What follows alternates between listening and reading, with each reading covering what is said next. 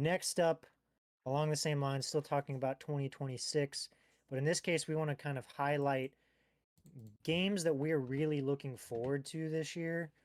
Um, One of the big things for me personally and for Pat about this show is just being able to talk about stuff that we enjoy.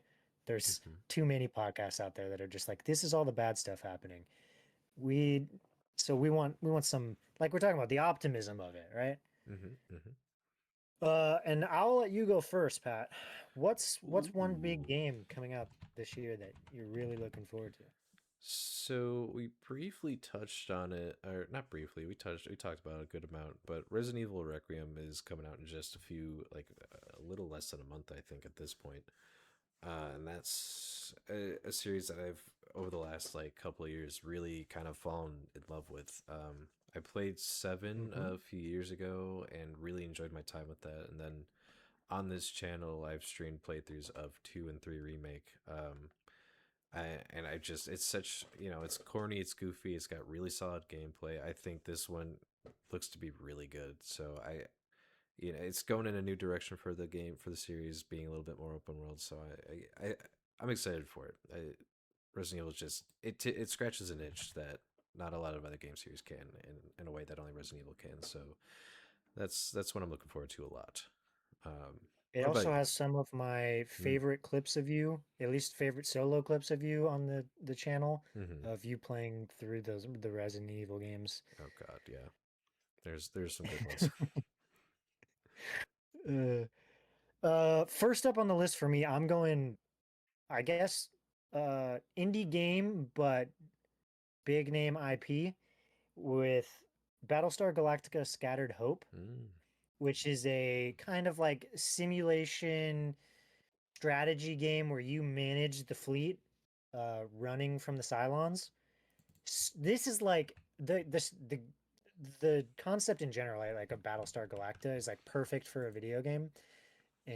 And I, as a person who loves these kinds of strategy simulation games, am so very excited for this one. Um, we haven't seen a ton on it, but I just think it's just so easily gonna work in my mind. Like the Mm-hmm. way that I can just map it perfectly to the video game. And so I am very, very excited about this one. Does it have a release date? Just as Q1 26. So Mm. we're coming up on it. Quickly coming up on that, yeah. This is the only thing that is this is just a preference for me is I prefer, like I talked about before, uh turn-based tactical rather than Real time. real time with pause, which is what this is. But nonetheless, I will 100% be playing this one and beating it. Hmm. Heck yeah. Heck yeah. Love to see it. What's next for you, Patty boy? I'm gonna. All right. A lot of games that we covered in our last list. Not Mm-hmm. one Nintendo game, as far as I can recall. So I'm gonna fix that, It's so Austin. weird. I'm gonna fix It's that. almost like I'm the one who is going through the list. I'm gonna make sure. I'm gonna right these wrongs that you have set us upon. I'm gonna say one of my most anticipated games for the year is Fire Emblem Fortune's Weave.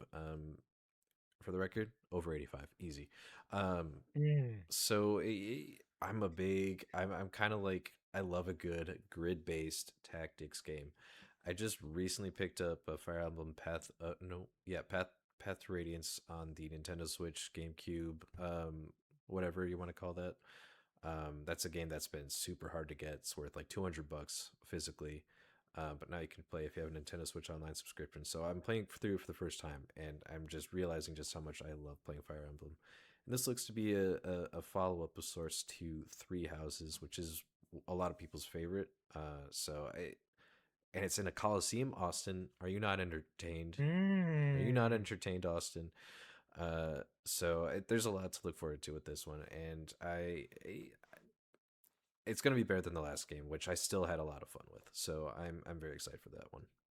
Fortune's Weave. Interestingly, I saw a TikTok the other day of someone saying Gladiator is a sports movie. How do you feel about that? Just first blush. I don't hate it.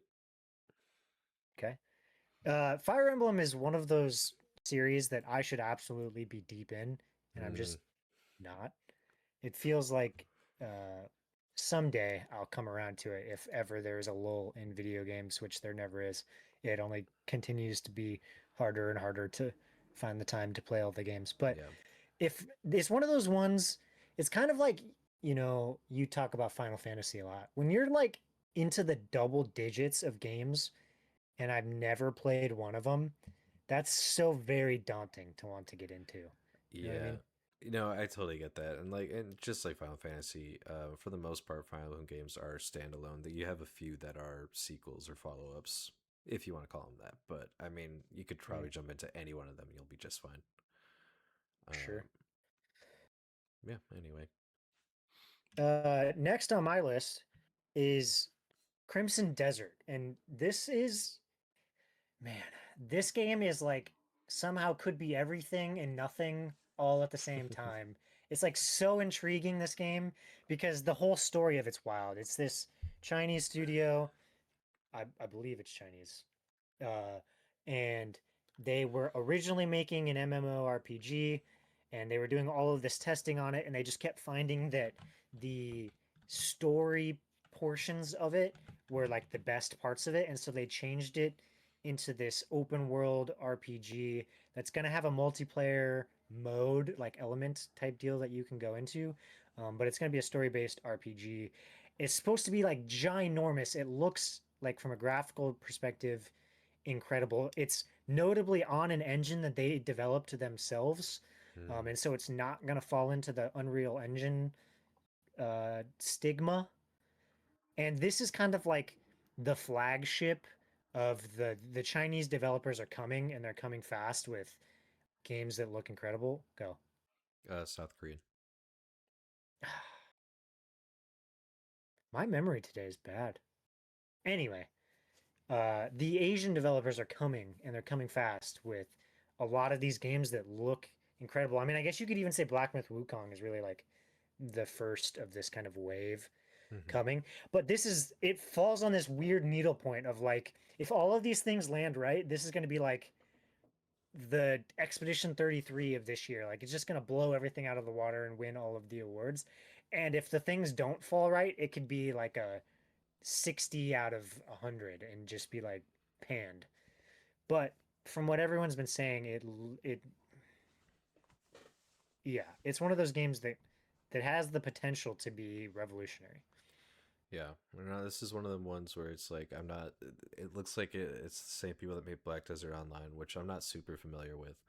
But I know it's been around forever, so I know these people have the stuff to make something like this. So it's one that's on my radar, but it's not one I'm like actively looking forward to. But I am keeping an eye on It it's one where like I'm probably not going to play it day one, it.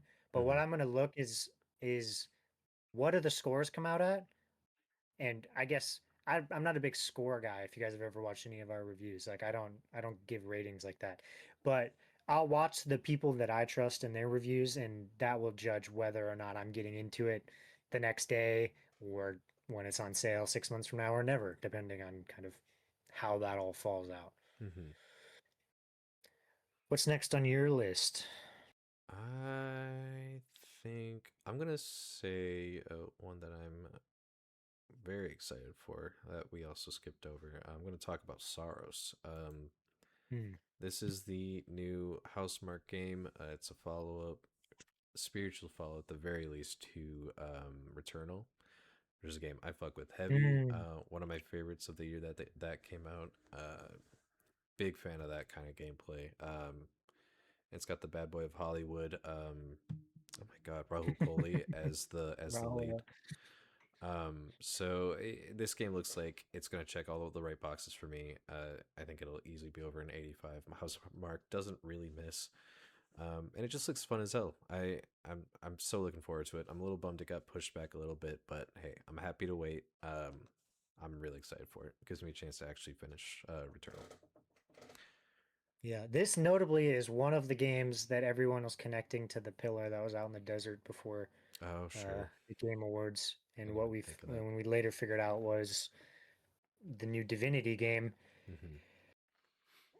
Man, this is one of those games where it's like I definitely need to play it, but the chances that it falls through the cracks is very high.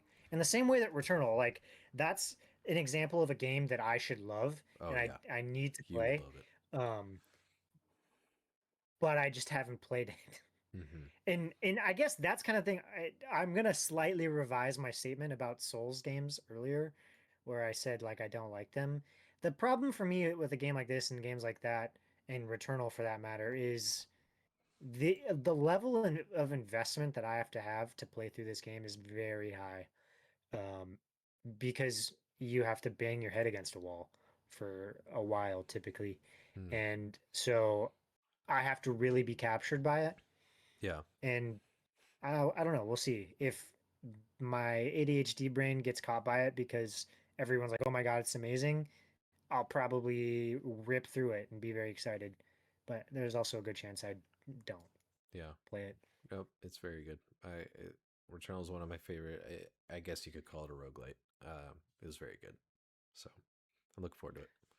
What's next on your list Next, there? next for me, coming again with actually, it was announced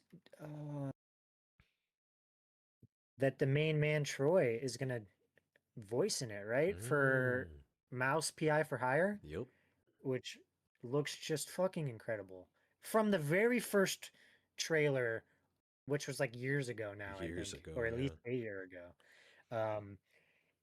It this game looks incredible. It's a first person shooter with the uh, art Like style of Cuphead, but black and white. And I cannot wait for this game. We're getting real close. It's coming in March, I'm so excited. and my God, this is a day one, minute one. Like I will be playing this game. This is such an incredible concept, Yep. uh, type of game. I'm so excited. Everyone should play it. We need more of this kind of game.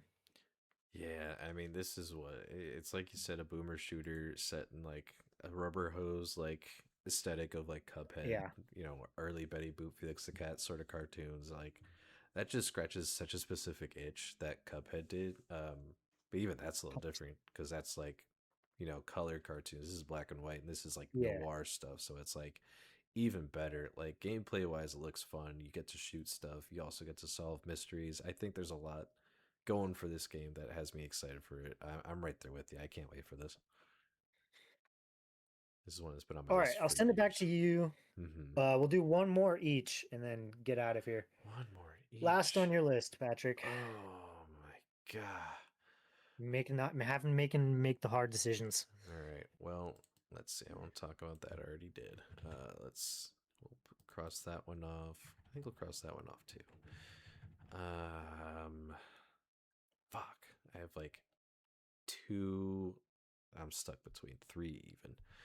Um, I'm gonna, because I think there's enough eyes on Mina the Hollower and Vampire Crawlers that I'll forego those. Instead, I will talk about Replaced, which is finally coming out. If you don't remember, this is one that I think that was shown during Xbox's showcase 2020 or 2021, and was supposed to come out within that quarter, that financial year, and has been constantly been pushed, delayed, or whatnot since then. If you're not familiar, this is like a 2D quote unquote. It's very beautiful scenery. It's very real looking world with like beautiful pixel art. As you're like, it's an action platform game. That's what I'm looking for. Mhm. But you're this Yeah, they call guy. it 2.5D. Yeah, I was. That's the perfect way to put it. But you're an artificial intelligence trapped in a human body, and kind of going for it, just like beating shit up and trying to figure out what's going on in this post-apocalyptic alternate world. I think it's set in like the 80s, but it's like a different version of the 80s. But Hmm. like the style, it's just oozing with style, with like a beautiful aesthetic going for it, and the gameplay looks fun as hell. This is one that's been pushed forever, and I think has a lot of potential. So I'm really looking forward to it. I have not seen this game before this exact moment. The platformer doesn't always do it for me, Hmm. but this does look really good. This again, I think probably falls in the category of what do the reviews look like, and if the reviews are good, does it capture my interest in that moment? Sure. And if it does, run through that thing real quick, and if it doesn't, it might end up on my wish list for the next 8 years. Right. That's Which has so good. grown just exponentially out of control recently. Oh god. Notably, I'm up to 271. Oh my god. Uh, well, part of it is I've just started using it like tracking for games coming in the future. Oh So sure. like I have just an insane list at this point. Yeah. No, mine's more than Uh, two. final game for me, and I don't. This is kind of a cop out in a sense, I guess. This is not going to be the full release, but the early access release. But it is Slay the Spire 2, which I Mm, am so excited for. Holy crap, this game. I love Slay the Spire 1. They're adding more characters you can play as, more cards. It's got that same art style, same vibe. I'm so excited. I love card games. I love Balatro. This is roguelites, obviously, as I talk about all the time on this show. Love them. Please, God, inject this into my veins. I'm so ready. mm-hmm. Yeah. I need to play more of the first one before I'm ready for this one, but this is gonna be a banger. There's no question. I think in my mind about it. Um, yeah. So that's a This good is this last is the pick. perfect example. Like it's used as a pejorative often, Mm-hmm. like with Call of Duty, where they say it's Call of Duty 8.5 instead of Call of Duty 9, right? Mm-hmm. This is the good version of that, where it's like this is Slay the Spire 1.5, where it's like it keeps everything as from what we've seen, it keeps everything that you're excited for and expands on it Mm-hmm. in a lot of ways that I'm super excited about. Yeah, I mean that's what Hades 2 did, expanded a lot of systems and added a couple new ones, I think. And that game rocks. I love that game. So I think there's a lot of potential for this one. Really take off. Mm-hmm, mm-hmm.